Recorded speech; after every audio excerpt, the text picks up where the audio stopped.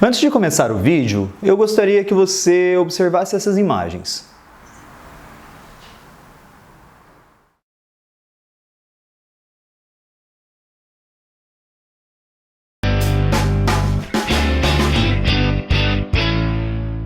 Antes de tudo, o tema desse vídeo, o afrofuturismo, não tem nada a ver com o futurismo italiano, ele não tem nada a ver com o fascismo desenvolvido lá pelo Filippo Marinetti e os demais futuristas. A ideia aqui do afrofuturismo é muito melhor que isso.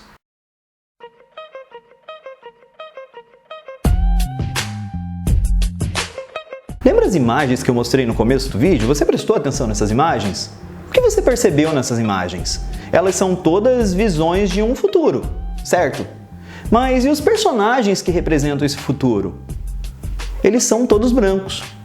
Hegemonicamente, se a gente pensar na ficção científica, ela é feita por pessoas brancas para pessoas brancas. Existem atores negros em ficções científicas? Existem, óbvio. Mas o que a gente observa, se a gente analisar percentualmente, é que sempre a ficção científica ela vai valorizar a questão do homem branco, principalmente. E aqui eu me coloco como privilegiado, porque quando eu vi as ficções científicas quando era criança, eu me sentia representado por elas. O afrofuturismo é um movimento que vai entrar aí nesse ponto. Ele vai começar a pensar sobre essas ficções científicas. Porque se eu olho pro Perdidos no Espaço, Star Wars, e eu vejo só personagens brancos ali, quer dizer que em algum momento as pessoas de pele mais escura começaram a desaparecer. Para onde essas pessoas foram? Eu posso começar a pensar num extermínio dessas pessoas negras. Eu posso começar a pensar numa marginalização tão grande dessas pessoas a ponto delas desaparecerem da sociedade. O afrofuturismo ele vai pegar essa pergunta essencial, aonde estão os negros no futuro, e vai começar a criar uma estética artística que debate essa presença negra. Você começa a reestruturar toda a lógica da sociedade. Você começa a imaginar um futuro, e a partir desse momento que os caras começam a criar ficção, imaginando onde eles vão estar no futuro, eles começam a se colocar no presente, porque a produção artística afrofuturista, ela fala de futuro, mas ela acontece no aqui, ela acontece no agora, e ela reflete sobre o passado. Então você vai ver muita coisa sobre a diáspora negra, reflexões sobre o que foi o colonialismo na África, estupros, perseguição, escravidão, tudo isso vai vir à tona, vai ganhar uma nova roupagem e vai ser reimaginado pra gente pensar na cultura agora, porque ela é feita agora, como eu já disse, só que pensando no futuro. E é aí que eu acho que mora a tal da genialidade dentro desse movimento afrofuturista.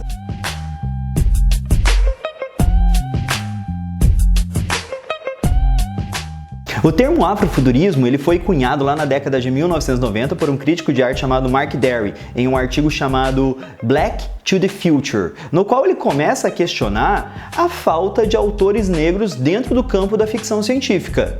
Olha só o que ele provoca.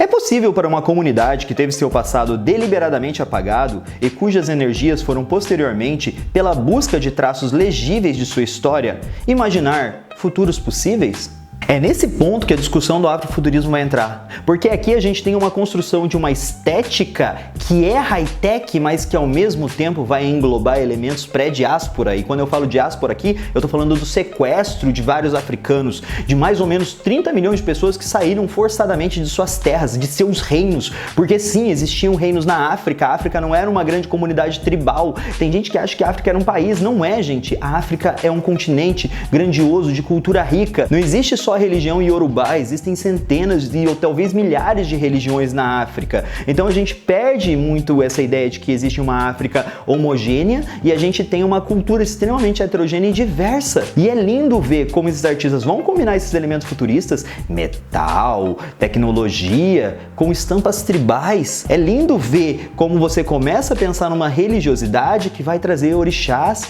que vai trazer divindades do Egito. Eles imaginam um futuro onde os negros estão presentes e sua cultura ancestral está viva também. Um grande exemplo disso é o escritor brasileiro Fábio Cabral com seu livro O Caçador Cibernético da Rua 13, que vai trazer vários elementos desse futuro high-tech combinados com orixás, e você começa a pensar numas CEOs sacerdotisas, então é uma combinação de vários elementos que existem no nosso mundo, só que com várias referências ao passado. E aqui o Fábio ele não faz reflexões sobre racismo nem nada disso, porque essas coisas já não existem mais nessa sociedade. O futuro para ele é um espaço onde não existe espaço para essas discussões. Isso é muito maneiro.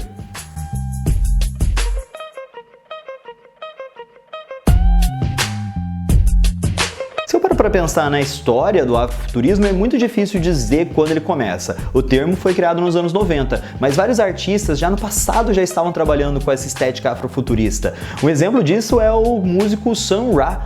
O Sun Ra era músico, filósofo, compositor, ele era várias coisas, até fez filmes. E ele já traz isso já desde a década de 60. Ele fazia jazz e se vestia com roupas que misturavam elementos high-tech com a estética do Antigo Egito, e ele falava, o futuro para a comunidade negra é no espaço, space is the place. Então ele falava sobre uma colonização do espaço feita por essa comunidade negra, já que aqui na Terra vários elementos brancos, racistas, impediriam eles de se desenvolver na sua completude. Então ele tem toda essa lógica mágica, mística, que ao mesmo tempo é puramente ficção científica, né? Você colonizar o espaço, criar essa nova comunidade. A música afrofuturista, ela é extremamente rica. A gente pode pensar aí o Sun Ra, mas a gente também pode pensar Jimi Hendrix, a gente pode pensar até hoje em dia a Janelle Monáe. Então eu vou criar uma playlist aqui, eu vou deixar aí linkada para vocês poderem aprender um pouquinho mais e entender o que é essa estética afrofuturista. O Basquiat, que a gente já debateu aqui no canal, também é um artista que traz alguns elementos dessa estética afrofuturista, porque ele estava ali nos anos 80 já falando sobre a presença do negro na mídia, na televisão,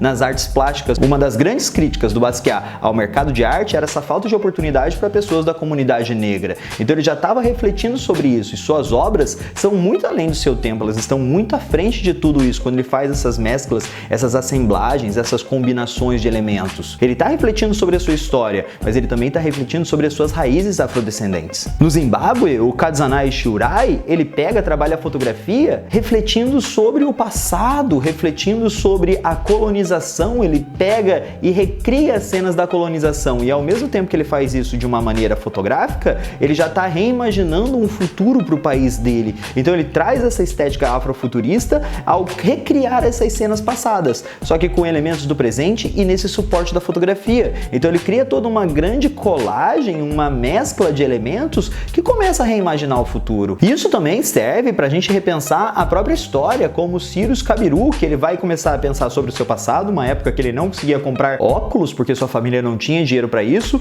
e ele começa a criar óculos a partir de lixo, só que esses óculos eles nunca têm uma aparência comum, são sempre óculos high-tech, sempre óculos mega modernos, diferentes, que tem uma estética que vai além do nosso tempo, uma estética que toca esse futuro, ou seja, ele se joga, ele se lança em direção a esse futuro também. Ou ainda, o trabalho da Lina Victor, que traz toda uma referência de futuro, traz toda uma mescla sofisticada, avançada, avant-garde, mas é toda baseada em símbolos africanos, símbolos egípcios, símbolos adinkras. Então ela traz toda uma estética que é voltada para o espiritual, porque ela trabalha com o ouro na sua essência de espiritualidade, estar ligada ao sol, mas também trabalha com o futuro nessa mescla sofisticada, delicada e elegante.